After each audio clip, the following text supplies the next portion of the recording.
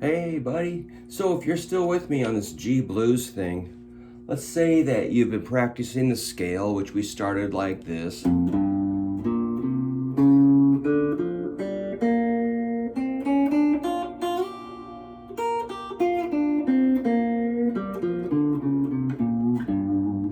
did some riffs.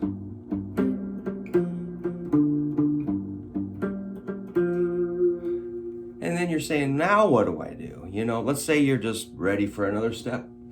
You could put it into, say, a chord progression. That would be my recommendation, is you start to become aware of what to do with this stuff to make it really fit into the chord progression versus just kind of noodling around, which is very fun to do, and you should noodle around and experiment. But if you have to apply it, that's where it gets really fun and really gets me interested. You have to be aware of the chord progression in a few different ways. You might do the root notes. Let's just keep it kind of simple. Let's say we're in the key of G. Generally, we're going to play three main chords, which would be G, C, and D. Let's just check those chords. Maybe we'll hit cowboy chords. G, C, and D. Takes us back to G. You're probably aware of those chords. I recommend that you think about the root note of those chords, and let's look at them like this: a G, a C, and a D, and back to G. So just something that I know is that reminds me of the letter L, kind of laid on its side, goes over and up. See that letter L? I call that a rock and roll L. That's G, C, D. And so let's say you're just barely hanging on here and a song is playing, say like George Thorogood doing Move It On Over. I come in last night about 10:30. That baby of mine wouldn't let me in, so move it on over. Rock it on over. Move over, little dog. The hot dog's moving in. Just doing that is really important. You can take it up an octave. That's where it gets a little, that's very bassy sounding. If you want to make it sound a little more lead guitar-like, just take it up an octave. That'd be G, C, D, which is 4th string, 5th fret G, 1 string towards the floor, C, same fret, and up 2 frets to D. And again, we have that rock and roll L. I come in last night about 10:30. That baby of mine wouldn't let me in, so move it on over, rock it on over, move over, little dog, the big old dog's moving in. So let's say you want to play some lead guitar and you're just kind of flopping around on the scale. If you do that, you're going to really sound like you're following the chords, which sounds, that's a big step forward, even though it's still not a rip-roaring solo, but you have to think that way. Let's just flip it, let's keep it simple, but make it sound a little cooler. Remember, if you lay your first finger flat on 2 skinny strings, you've got, which always makes me think of Chuck Berry. I'm sure he stole it from Lightning Hopkins or somebody else before him, or Johnny Johnson, his piano player. But laying your first finger flat gives you 2 notes, which reminds you of like Johnny Be Good. That's really powerful. I come in last night about 10:30. That baby of mine wouldn't let me in, so move it on over. Slide it on over. Move over, little dog. The hot dog's moving in. It's still not quite rip-roaring lead guitar, but it's a step in the right direction.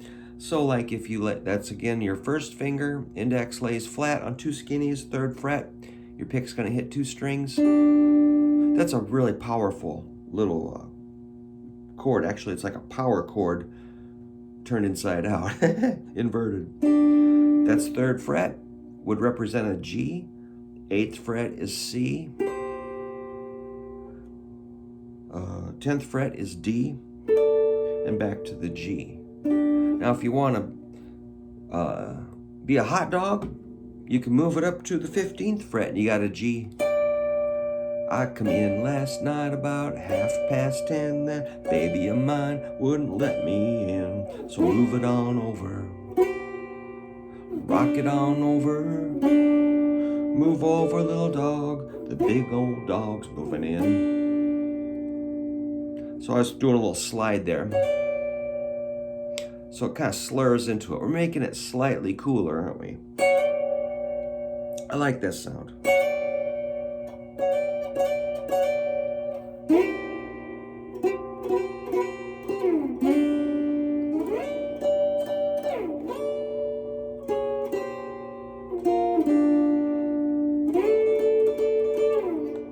All right, that sounds a lot better, you know. I mean, it's a lot more interesting. I didn't do anything radical. I just kind of juiced it up with my strumming and did some slides.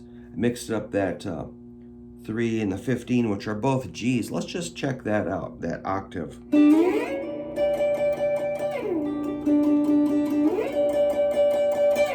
Wow, that's a lot better. So that's a 3 to a 15, which is both G.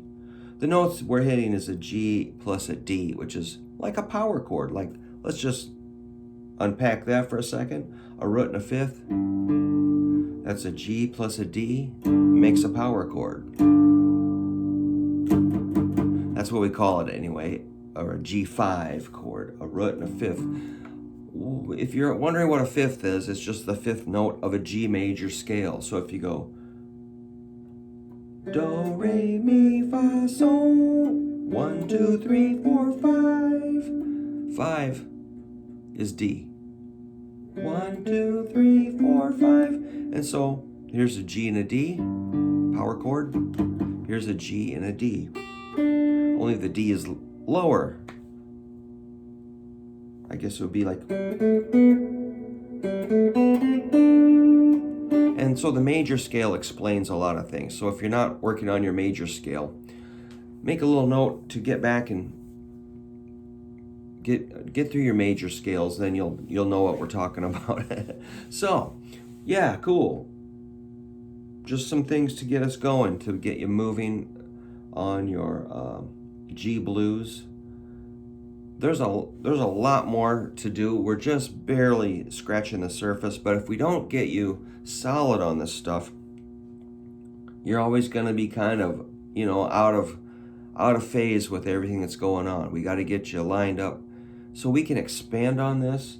We can add a lot more, and I will do that. I'll follow up. So this is about number 7 or 8 on our G blues video lesson. And so thanks a lot for buying the books. I'm sending a few out, going to the post office. I'm also including a bookmark. I had an idea for a bookmark. These are our Surf Zombies albums, 1, 2, 3, 4, 5. That one's pretty much out of print. This is our second one, Something Weird. Third one's Lust for Rust.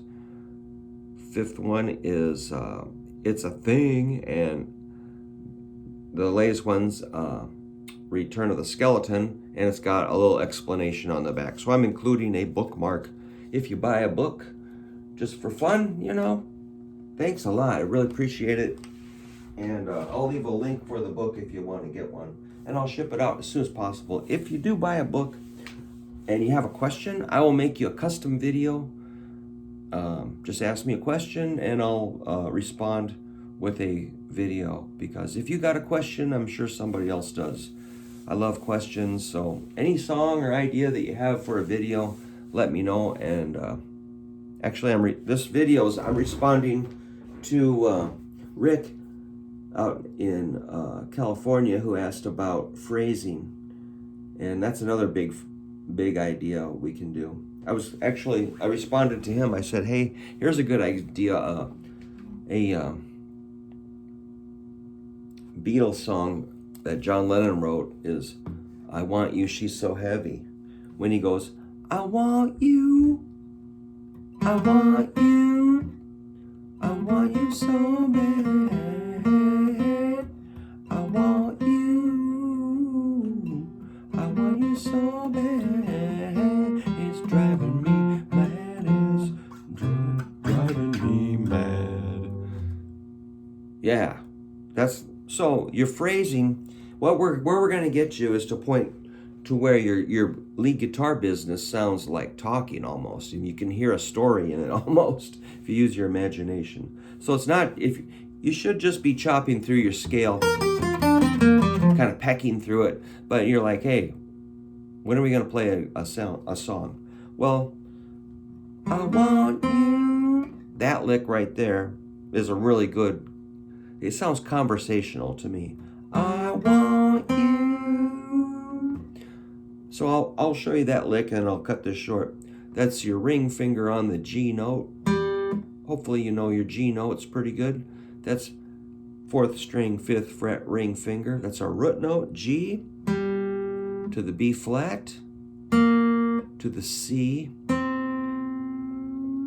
which I push up towards the ceiling using 3 fingers to push because that gives you more power and control.